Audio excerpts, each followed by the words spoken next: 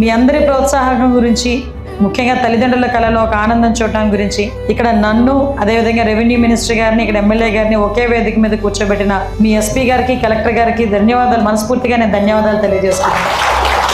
ఎందుకంటే సంవత్సరం అంతా ఎంత కష్టపడినా సంవత్సరం ఎగ్జామ్స్ అయ్యేసరికి ఆ రిజల్ట్ గురించి ఎంత వెయిట్ చేస్తాం. ఆ రిజల్ట్ వచ్చిన తర్వాత మంచి మార్కులు వస్తే అమ్మ నాన్న అప్రిసియేషన్ ఎంత ముఖ్యమో, బయట వాళ్ళు కూడా చాలా బాగా మంచిగా వచ్చి నీ కంగ్రాచులేషన్స్ అంటే ఏదో అంటారు కదా, కిక్కే వేరబ్బా అన్నట్టుగా ఉంటుంది పిల్లలందరికీ కూడా.